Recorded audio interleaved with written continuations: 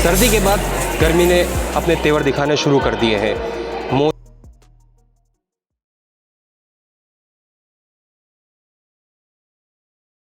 ने जकड़ लिया है, या कह सकते हैं वायरल का प्रदेश में राजस्थान में तांडव मचा हुआ है।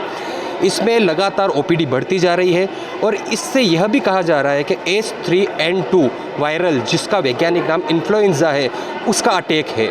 इसमें आप देख सकते हैं तांडव की हालत कि हम अभी खड़े हुए हैं उदयपुर संभाग के सबसे बड़े हॉस्पिटल मानव भोपाल चिकित्सालय में, और यहाँ आप देख सकते हैं कि किस तरह से हालात बने हुए हैं। फर्स्ट से लेके लास्ट तक पूरी ओपीडी फुल जा रही है, मरीजों के बैठने तक की जगह नहीं है यहाँ पर।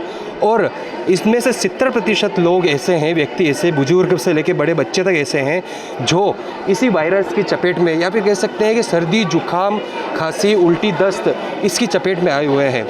यहाँ पर डॉक्टर की लगातार ओपीडी चल रही है और इस वायरस से पीड़ित वालों की बताया जा रहा है कि कोरोना की जाँच भी की जा रही है।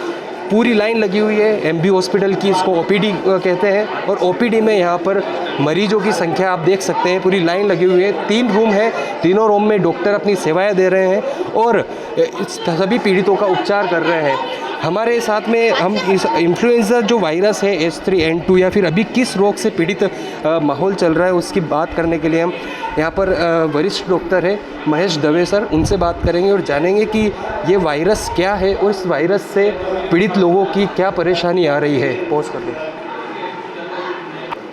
महेश दवे सर से बात करेंगे। सर, अभी जो पीड़ित आ रहे हैं वो किससे पीड़ित आ रहे हैं, किस तरह के केसेस आ रहे हैं? साहब देखो साहब, जब भी मौसम परिवर्तन होता है तो मौसम परिवर्तन के साथ 2 तरह की बीमारियां चलती है। होली के आसपास फरवरी के एंड में और मार्च के स्टार्टिंग में जो मैक्सिमम पेशेंट अपने को मिलते हैं वो एलर्जी से रिलेटेड मिलते हैं। इस समय फूल का खिलना, परागकण निकलना और मौसम परिवर्तन, ये तीनों चीज़ें, क्योंकि काफ़ी सुबह और शाम के टाइम ठंडा मौसम रहता है और दिन में गर्म मौसम रहता है, तो लोग ठंडी चीज़ों का बहुत प्रयोग करते हैं, जैसे दही का लेना, ठंडे पानी का पीना और गर्म कपड़ों का नहीं पहनना। तो सडनली जो शाम के वक्त ठंड का मौसम होता है उससे एक्सपोज हो जाते हैं। तो जो मैक्सिमम बीमारियां इस समय हमारे को देखने को मिलती है उसमें खांसी का चलना, जुकाम का होना, सांस का चलना, और दूसरा इस समय फिर से वो वायरल की बीमारियां, क्योंकि वायरल जो एक्टिविटी रहती है वो 16 से 26 डिग्री पे बहुत ज़्यादा एक्टिव रहता है। तो इन्फ्लुएंजा वायरस जो चल रहा है, तो इन्फ्लुएंजा की बीमारियां बहुत रहती है, उसमें भी खांसी, जुकाम और सांस का चलना और खांसी परसिस्टेंटली लंबी रहना, ये लक्षण से मैक्सिमम पेशेंट दिखते हैं ओपीडी में। अभी सर ये बताया जा रहा है कि इसमें फेफड़ों में भी संक्रमण हो रहा है, कोविड का रूप देख सकते हैं या फिर उसके जैसे लक्षण आ रहे हैं, तो क्या बचाव होना चाहिए? क्या कोविड का दूसरा रूप कह सकते हैं? अभी तक जहाँ तक हमारा सवाल है कि हम जो उदयपुर में देखते हैं, हम कोविड टेस्ट वापस से, क्योंकि पेशेंट के लक्षण कोविड और इन्फ्लुएंजा वायरस में एक ही जैसे होते हैं। खांसी, जुकाम, बुखार अबूता रहता है इन्फ्लुएंजा वायरस में भी, इन्फ्लुएंजा के पेशेंट्स में, जो कि इसमें मार्च और फरवरी के महीने में आते हैं।